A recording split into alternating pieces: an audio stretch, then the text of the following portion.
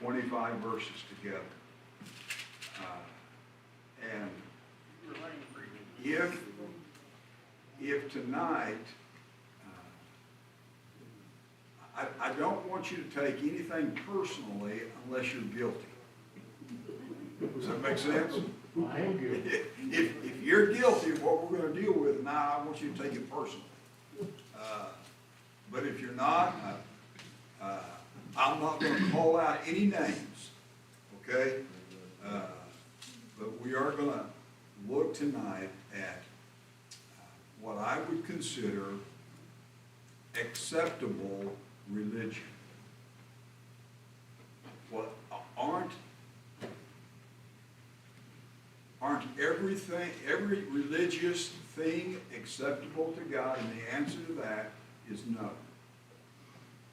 There are things that we do, religious things that we do, that does not have the favor of God upon it.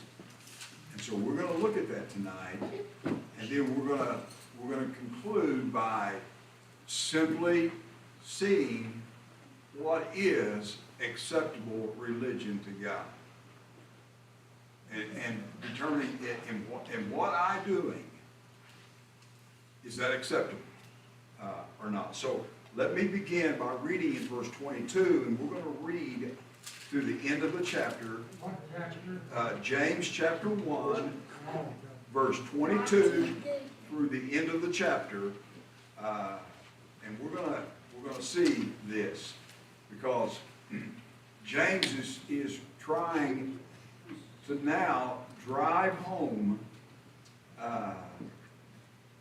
that it's not only important to be hearers of the word, but if you hear without doing, you are deceiving your own self. And so I would declare to you that there are a lot of people that sit in a church Sunday after Sunday after Sunday that are being deceived. They are deceiving themselves. They hear the word week after week after week after week after week, but they leave without doing it. Or during the week they don't do what they have heard. And so here's what he says in verse 22. Be ye doers of the word, and not hearers only, deceiving yourselves.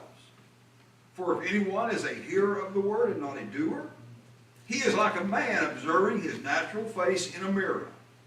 He observes himself, he goes away, and immediately forgets what kind of man he was. But he who looks into the perfect law of liberty and continues in it, and is not a forgetful hearer, but a doer of the word, this one will be blessed in what he does. Who's that one that's going to be blessed in what he does? He's not a forgetful hearer, but a doer of the word. There's only one book in the Bible that says you're going to be blessed by just reading it. That's the book of the Revelation. You can read it, and you'll receive a blessing for that alone. But every other book, there's that element of hearing it and doing what it says. And if you leave one out, you're not going to be blessed at all. Okay? Now verse 26, and this is where we're going to focus tonight, verses 26 and 27. If anyone, okay? Now, would that include any of us? Sure. Absolutely it does. Okay? So if any one of us, among us, thinks he's religious. Now, I'm not going to ask you to do this,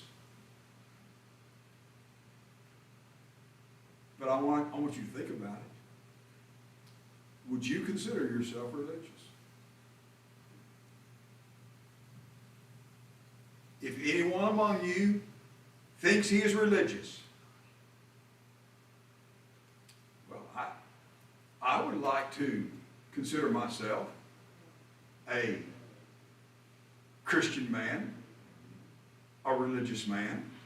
I mean, I would. But then he tells us we are really religious or not. Because this is what he said. If that one that thinks he is religious does not bridle his tongue, but deceives his own heart, this one's religion is what? Useless or worthless. Oh my soul. Does James not take the gloves off? I mean, he just lays it out there. You think you're religious? And I've got news. In our world today, there are a multitude of people that think they're religious. I have had my most harsh cussing out coming from a lady in our church when I was growing up. I mean, she said words I'd never heard of before. And if you haven't heard of some of those words working in the oil field, you know they were pretty bad. So, he said, if you think you're religious, but you don't have control of your tongue, your religion is useless. And then he says this, pure and undefiled religion before God and the Father is this. Here it is in a nutshell. You want to know what useful religion is? This is it. To visit orphans and widows in their trouble. That word trouble is talking about pressure. Those that are under pressure. And to keep oneself unspotted from the world. And I'm just going to tell you, that is difficult to do.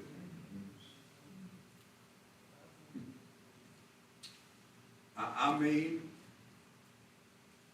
the filth of this world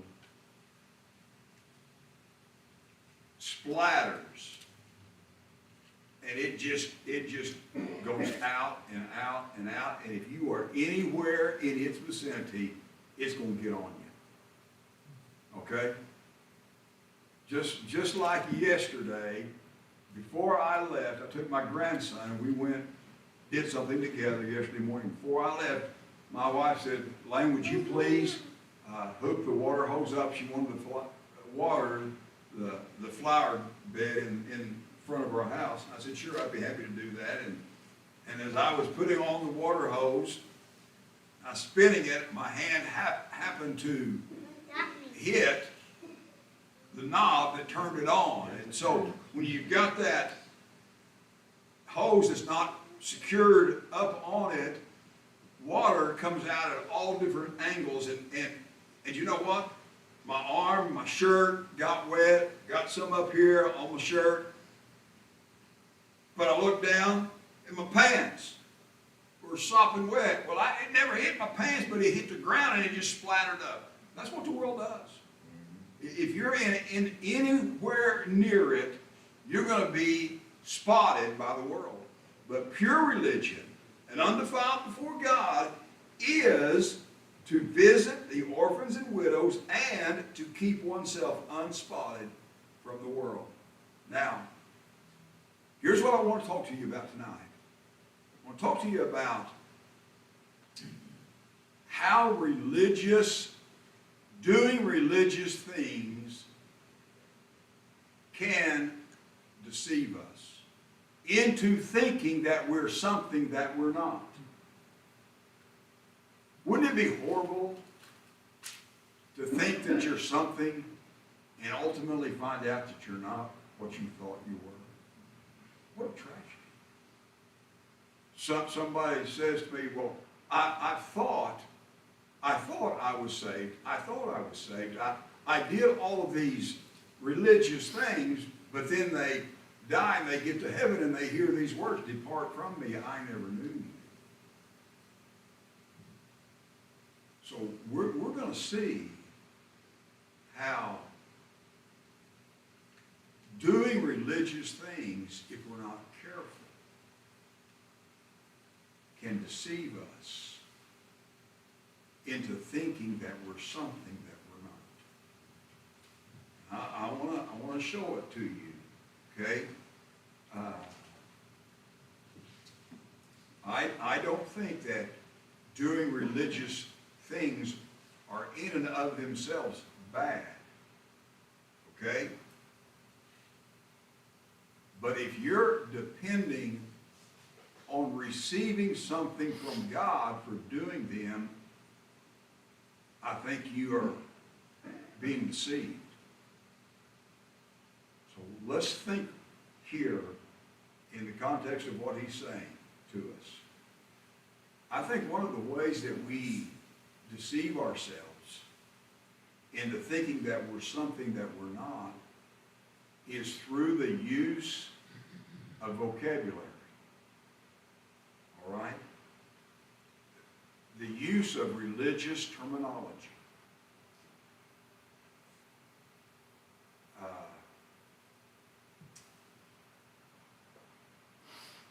We use words like born again, brother or sister or fellowship. And those terms begin to produce in our mind our thinking that, hey, we are this. We've done that. There is a clear illustration in the Old Testament that teaches us the danger of religious terminology, trying to prove that we're something that we're not. So keep your fingers right here in James 1, and I want you to go all the way back to Judges chapter 12. Judges chapter 12. There was a war that had gone on. The men of Ephraim, they were going to war with the Gileadites. And what happened here, let's just read it and I'll try to explain it to you. Look at verse 4 of Judges chapter 12. Now, Jephthah gathered together all the men of Gilead and fought against Ephraim. And the men of Gilead defeated Ephraim because they said, you Gileadites are fugitives of Ephraim among the Ephraimites and among the Manassites. The Gileadites seized the fords of the Jordan before the Ephraimites arrived. And when any Ephraimite who escaped said, let me cross over, the men of Gilead would say to him, are you an Ephraimite? Now if he said no, then they would say to him, this is the password. You have to say this word in order to get across. And notice what it says. They would then say this word, S-H-I-B-B-O-L-E-T-H.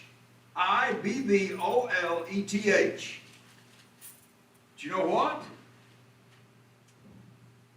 The Ephraimites, why? I can't tell you. They had a real problem with pronouncing the sh, sh, sh. They just couldn't do it. And so what would they do? They would say, this is how you spell it, S-I-B-B-O-L-E-T-H.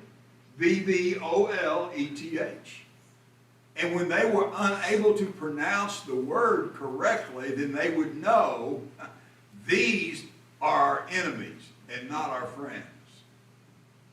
So what happens? And he could not pronounce it right, then they would take him and kill him at the fords of the Jordan. There fell at that time 42,000 Ephraimites that could not say that word. So what am I saying to you right here?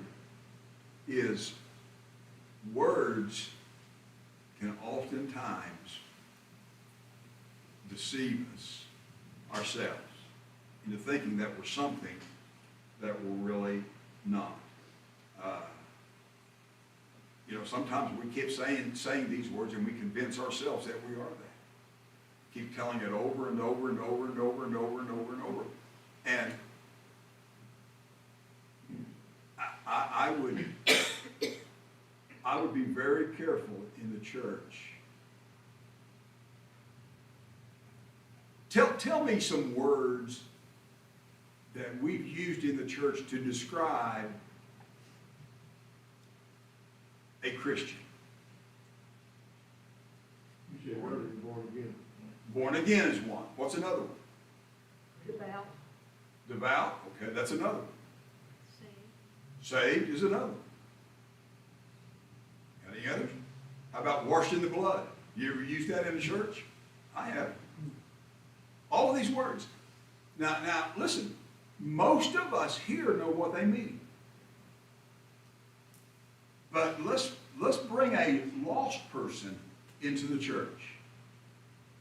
And I'm preaching and I say, boy, you need to be washed in the blood. You need to be saved. You need to be born again. You need to be I use all of these religious vocabularies. You know what that lost person is saying? You mean I got to do all of that? Not understanding that that's all one and the same. So we need to be careful. If we're going to, as a church, use a term for a Christian, and it's going to be born again, then we need to explain what that means and use it when we talk about that so everybody understands. But here, what happened is they were using words, and those words ultimately were convincing themselves that they were something. They were not doing what they should be doing, but they were being called what they wanted to be called. That would indicate that they were something that they were not. Listen, don't deceive yourself simply by using religious words. Okay?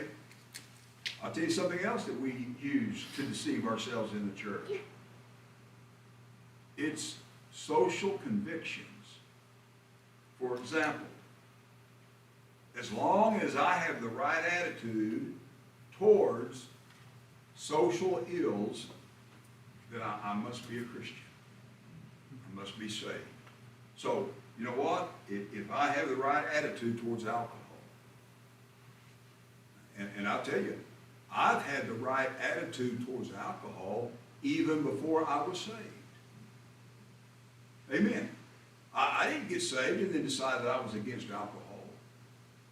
I was against alcohol when I looked at my grandpa and saw him as a drunk and an alcoholic. And I saw what alcohol did, not only to my grandfather, but to 6 of my uncles who I buried because they were all alcoholics. So I was opposed to alcohol. Now, did my dad help me become opposed to alcohol? Absolutely he did. I remember when we were in the 5th grade that my dad came into our bedroom, me and my brother. I had a brother that was a year older and a sister that is a year younger than I am. But my dad came into our bedroom and this is what he said. He said, boys, I'm going to tell you something. You've seen what alcohol has done to my dad and your grandpa. And so here's what you have to understand. If I ever see you, think you, or smell alcohol on you, I'll kill you. I'm not going to let you grow up to be an alcoholic. Well, that may not be the best parenting method, but it got across to me. See? So, just having the right attitude towards the evils of society doesn't make you a Christian or somebody that has religion that is acceptable to God. What about tobacco? You know what? My dad never, ever told me or my brother that we could not smoke. My dad smoked a cigar all his life. He never told us not to smoke. I was dumb enough to try Red Man chewing tobacco one time when I was a teenager, and bless God, that cured me. I mean, that cured me. So, while these lips have never had alcohol. Well, I can't say that now because I did on my mission trip to Bulgaria when I went over there to preach. I didn't know what vodka was at all. But in Germany, when we were sitting on the airport and the plane would not be given permission to get into the gate, I thought they were serving water. And they poured me, I thought, a glass of water. I took a little sip of it. It was vodka. I don't need this stuff. So, and then when I did the Lord's Supper on the first time I was in Bulgaria, they used real wine. Yes. And so, you know, I've been in church, been in America all of my life, never had a drink of alcohol. I go on a mission trip, and the first two things out of the bat, I'm drinking. So, anyway, I'm just telling you, having the right attitude towards those things. But my dad, he never told us not to smoke. I dipped that Red Man one time. I took a big chew of that, got sick as a dog, and never have tried it again. Thank the Lord for that. So I've got the right attitude towards all of those kinds of things. Modesty. You know, my wife, you know, here's what I'll wear. I'll wear either what you see I have on right now. I'll wear that, or I'll wear slacks and a shirt without a coat and without a tie, but a collared shirt, or I'll wear jeans and a collared shirt. I mean, I get to see my legs from the knees down every day. And that's not too appealing to look at. And so I'm trying to help y'all out by covering myself. And I just think that having the right attitude towards these things, listen, we ought to dress modestly. We ought to ask it of our kids. Even when you can't go in and find something modest to wear, you ought to sew it yourself. But you can have the right attitudes, all of that, the right attitude towards abortion, all of those things. People think if you've got these kind of attitudes, then you must be a Christian. No. It's not about the right attitude towards the social ills of our society today. Now, listen, I think that we ought to be against some of this stuff. But just being against something does not make you a person that has pure religion that's undefiled towards God. Well, what about worship? Well, I come to church every Sunday. So I carry a Bible. That Bible is marked up. I understand what it says. I'm familiar with the Old Testament, the New Testament. I know that it has 66 books. I know that Genesis is the beginning. I know Revelation. So we can be somewhat familiar with all of it. But ladies and gentlemen, that in and of itself is not acceptable to God. But we try to convince ourselves that these are the things that makes us acceptable to God. And it's not. It's not singing the hymns. It's not listening to the sermon. Not giving your offering. Those are things that make us think we're something that we're not. Those are the way that we deceive ourselves. Okay? So, James now comes along and he says, I'm going to show you that in and of itself is not acceptable to God. But there are the three dimensions of religion that are acceptable to God. And that's why he gets in verse 26. So let's look at this thing for just a moment and let's see what he has to say right here. Dimension 1. The control of our tongue. Oh, how I wish that I had better control of my tongue. You know, when he talks about the control of our tongue, it's like James is taking a hot knife and he is putting it through warm butter. What does James do? He compares the tongue to a powerful horse. Now, I am not a cowboy. Matter of fact, I rode a horse twice in my entire life. The first time I rode a horse, listen, I'm from an oil field family. We didn't have guns. What we had was smelly clothes that were filled with oil and mud and dirt. We had calloused hands because we wrenched a lot of rods. But a guy says, hey, Lane, let's go horseback riding. Okay. I'd never been on a horse before. I wouldn't even know what side to get up on a horse.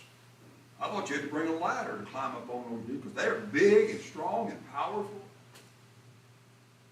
I got up on the horse, and I actually sat in the saddle. But unbeknownst to me, I was going to be the butt of their joke. So what did my friends do? They loosened up the saddle.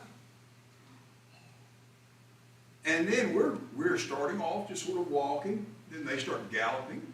And what does my horse do? Right along, right along. And we get to a full run, and all of a sudden, I'm doing this on my horse. And my saddle is going this way. And my feet are out like this and not down. And I knew something's not right. Horses don't speak English. You know why? Because I was saying, whoa, whoa, whoa. And he was not whoa at all. Matter of fact, he was running. And finally, I let go of the reins of that horse, and I put my arms around the neck of that horse, trying to hold on, as my saddle was going underneath. And up in front of me were my good friends, I thought, and they were just laughing their heads off. I'm telling you, ladies and gentlemen, horses are powerful, and they can do tremendous amount of damage if you don't keep them under control. And one of the hardest things for us as Christians to control is our tongue. I mean, it's in my opinion, it's more powerful than a horse. Huh? And here's the thing. You can't catch the words that come out of your mouth before they do the damage that they're going to do. It's not like you can reel them back in. They're out there. That's why I tell everybody, what you put on the internet, you can delete, but it's never gone. And you would be better off, and let me just tell you, the world would be better off with less Christians on the internet, on Facebook in particular, where they announce when my little Johnny has first gone to the bathroom for the first time. We don't need to know that. I'm not preaching, I'm meddling, but I'm trying to get some frustration out, okay? So here's what we have to understand. You have got, pure religion requires control of our tongue. There are people that call themselves Christian, call themselves religious, but you know what they have? They have galloping tongues. They just go everywhere. They talk about everything, whether it needs to be talked about. You do know there are some things that don't have to be told. And this is an area where I may get myself in trouble, but it's won't be the first time. Make sure that you use your prayer list as a prayer list and not a gossip sending page. I try to teach our church at Wellston this. When you would put something on the prayer chain and somebody would respond, well, what's the matter? And this is what I would say to them. It's unimportant for you to know what's the matter. It's important that you pray to a God that knows. Way too many things in the church are used as a means to communicate or spread gossip, slander, or even outright lies. understand, in order for you to pray, you don't have to know all the details because you can't do anything about it, even if you knew the details. God can, and what you have to understand is God knows the details. So what you're doing is you're just, Lord, you know what's going on, and I'm just asking you to intervene. And that's the best way to use a prayer list. So, an out-of-control tongue suggests a bogus religious experience. In other words, a true test of a man's religion is not his ability to speak, but it's his ability to bridle his tongue. I've heard people that are eloquent in the pulpit, but you get them out of the pulpit, and their tongue is as filthy as anybody else's. Is that man's religion bogus? In my opinion, it is. Because it's not about your ability to speak, it's your ability to bridle. To not say what you want to say. I was at school this past week. I had a pre-K kid at the lunch table look at me after I asked him to get up. I'm going to pick his tray up. He was the last one there. The teachers were already leaving. He looked at me and told me, F you. Oh. He's a pre-K. And my flesh wanted to grab him by the nape of his neck, take him into the bathroom, take my belt off, and just tan his hide. Amen. But I had to bridle my tongue. And that's the test of true religion. Can you bridle your tongue? That's what James is telling me. If anyone among you thinks he's religious and does not bridle his tongue, he deceives his own heart, and this one's religion is useless. Here's what the tongue does. It reveals what's on the inside of you. That's what Matthew chapter 12, verse 33 and 34 says. Okay? Should salt water come out of a good well? What else happens with the tongue? Ephesians 4:29 says, let no corrupt communication proceed out of your mouth, but that which is good to the use of edifying. In other words, filth can come out of our tongues. It can. And it will if we're not right. Lying can There's come a out. scripture that says it's not what goes into the mouth that defiles a man, but what comes out. Yeah, absolutely. That's exactly I right. remember the scripture. I can't remember off the top of my head either, but you're exactly right. Lying can come out. Think about this for just a moment. God puts a tongue in your mouth, connects it, but then he recognizes, you know what? That tongue is a dangerous thing. So I'm going to encase it in a set of ivory. You know, I'm going to put on the outside of that ivory some lips with the opportunity to close, open and close. And so he's trying to help us to learn to keep our mouths shut. 2 ears, 1 mouth. Listen more than we talk. Lying come out. Gossip. Somebody once said, the damage that gossip can do. I saw this quote this week. What hurts is the things that go in one ear, they get all mixed up, and then slip out the mouth. Right? Gossip. Lord, deliver us from a gossiping mouth. And be careful of the people that say to you, let me tell you something, but don't tell anybody else. You know why don't you tell anybody else? Because they're afraid you might tell somebody that they're trying to tell. Okay? Listen, if somebody comes to me and says, I want to tell you something, I say, you better make sure that what you tell me can be heard by others, or I'm not interested in it. You're going to say something, it better be truthful, because if you say something about somebody else to me, I'm not going to just trust what you're telling me. I'm going to go to that person. And then we may have a three-way come to Jesus meeting and find out.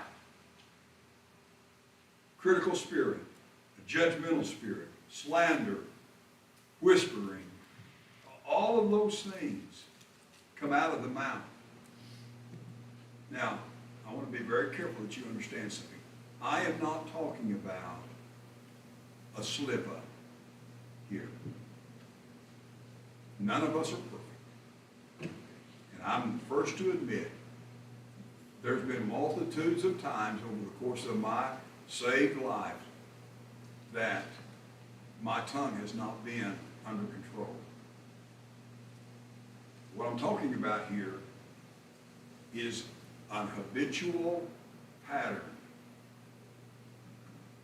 of where all of that stuff, just day in and day out, over and over and over again, is a part of your everyday conversation.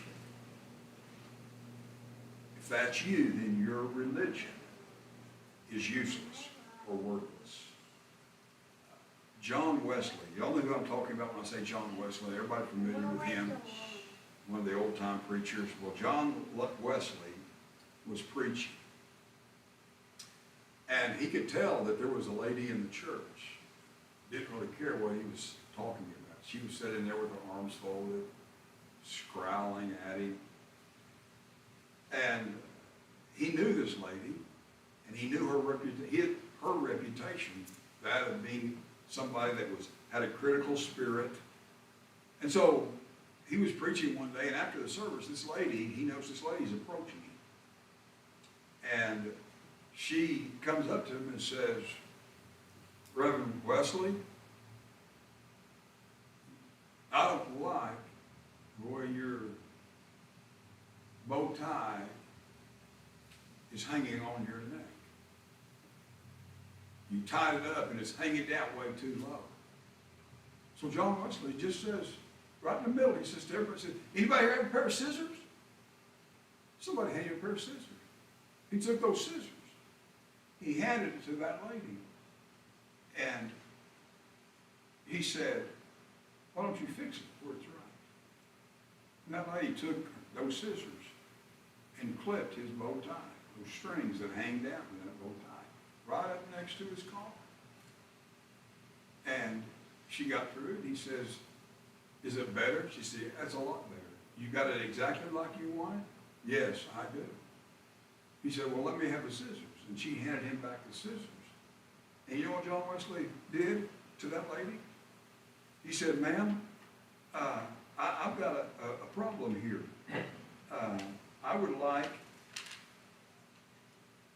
I want you to understand that you have something that is offensive to me, just like my bow tie was offensive to you. And so, what did he do? He said, ma'am, your tongue is offensive to me. Would you stick it out? And he had those scissors. It helped her with her critical spirit. See, you've got to understand something. You say, well, my talent is just to speak my mind. I'm red-headed, so I have a hot temper. Well, pin a rose on your nose. Being red-headed doesn't give you the right to be quick to speak. So what do we need to do? I'll tell you what we need to do. We need to make sure that there is a bridle on our tongue 24 hours a day, 7 days a week. And then let me say it to you. Do you know where I have the most trouble with my tongue at? It's not at the church. Anybody here heard me cuss since I've been here? tell you something, I got in the car and I wrote it down a few times. No, I haven't done that either. But you know where I have my most trouble at? Right at my house. We gotta be careful how we use our tongue at our home. Well, my wife understands me. Does she? My husband understands me. Does he? Our tongue needs to be bridled, not only at church, not only at the workplace, not only at the leisure place, but especially at the home. We ought not to let any corrupt communication come out of our mouth. But that which is the use of edifying, that it may build up the believer. Dimension number 2.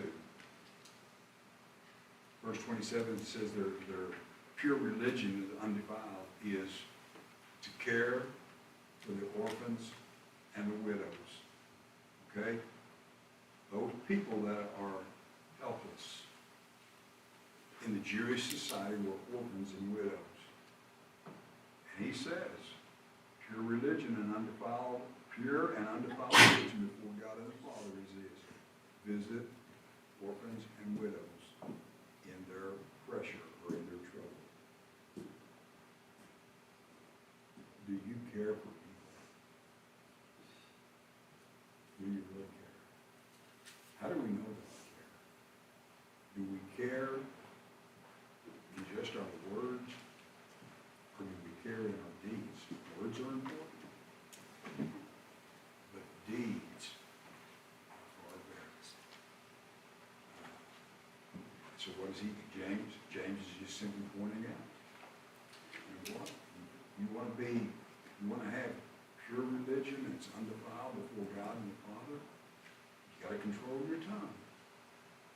But you've also got to be willing to care for orphans and widows. In other words, people. People. And you do know that there are people everywhere that need care. Sometimes just a kind word or a gentle hug does more than any kind of theological lesson will ever do.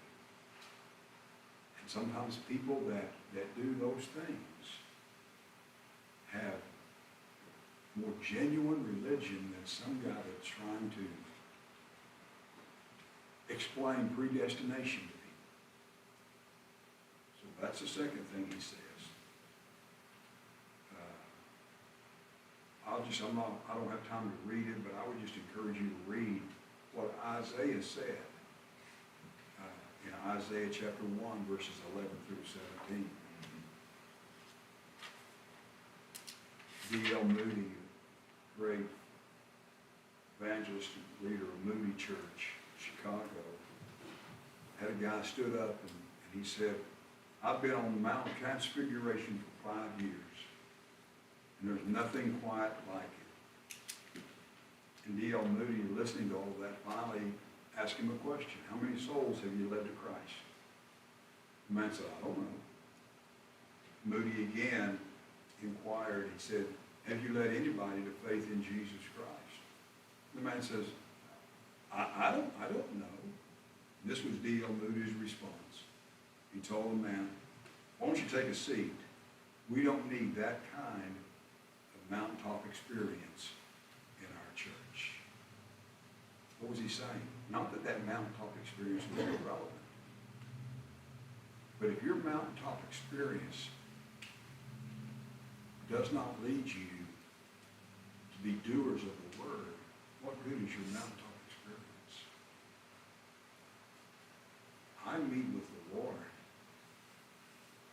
in order that I might meet with people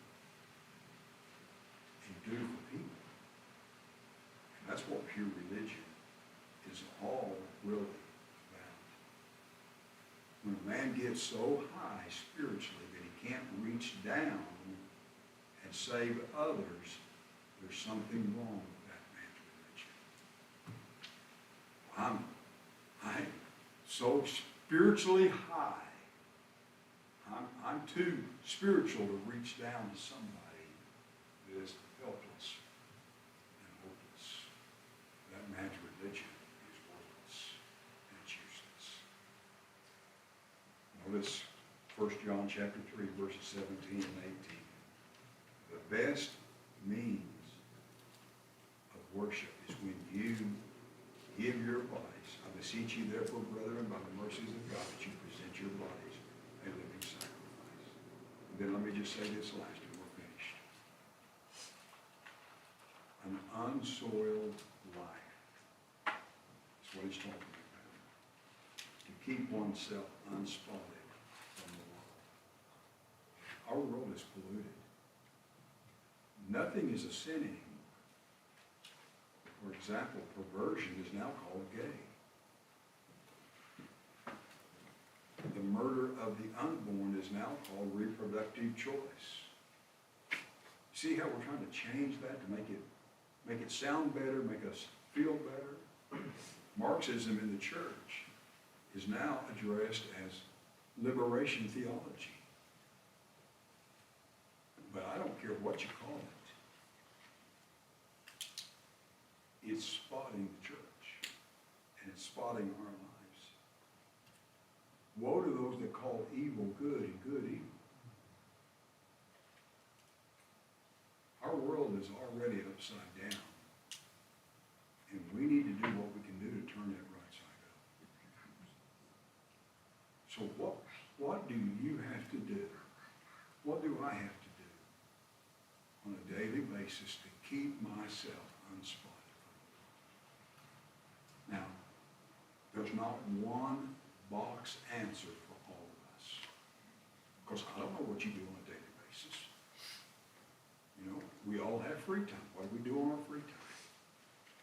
Not everything that you do on your free time is bad or wrong. Okay?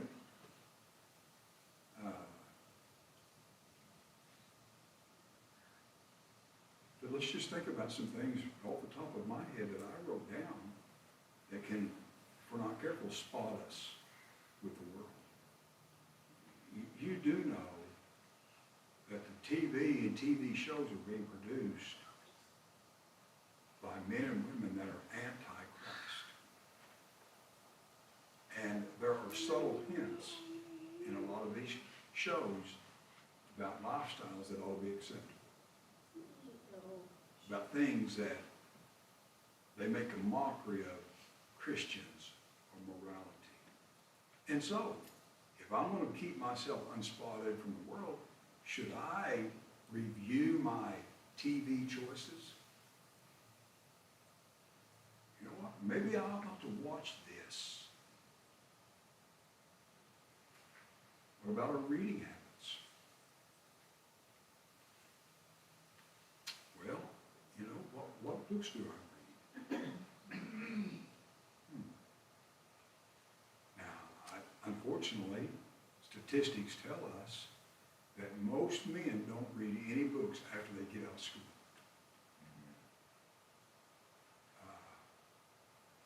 Women seem to read more than men. But I'm telling you, there are some books out there that you should not have in your home. And I'm telling you, ladies, there are some catalogs that you shouldn't have in your home. And you certainly don't need to let your kids thumb through them. Where we go, can that not spot us? I think we have to make this decision. Am I going to stop participating in these destructive things that spot me and keep me from having pure religion and undefiled before God? 3 things that I want you to write down. And you'll understand that each of these 3 things deal with 3 parts. I think first of all, if we're going to have pure religion, we've got to keep a tight rein on our tongues. That has to do with our words. Our words. Now, this is going to make some of you ladies mad. Women have a much larger vocabulary than men Okay? They just do. You know why? Because you're smarter than us. How'd you like that? So you are smarter than us. Okay? And so your vocabulary is far broader than us. Okay? We gotta learn whether our vocabulary is large or limited to keep a tight rein on our tongue. Don't let it just run wild. Don't let it gallop, because it's gonna throw you and get you in trouble. You gotta have hands for caring people. The hands that care for people. So our tongue has to do with our words. Our hands that care for the people have to do with our hands. And then our lives to be pure, which has to do with our heart. And I'm going to tell you something. You'll be a happy Christian when your words are right, your hands are busy, and your heart is pure. You're going to have a happy life. So our prayer ought to be, Lord, make my words acceptable, keep my hands busy, and make my heart pure as I serve you, so that my religion will be pure and undefiled, and I won't find myself being deceived myself. Amen? Y'all have any questions? I look forward to seeing you Sunday. And is it correct that this Sunday the time change happens? Is that right? Okay. So if I'm not here on time, you better call me. Are you gonna miss? Do we move up or move back? Bring forward and fall back. We lose time? Yeah. So, I got a question. yes, ma'am. Are you gonna miss Wednesday night? Nothing I know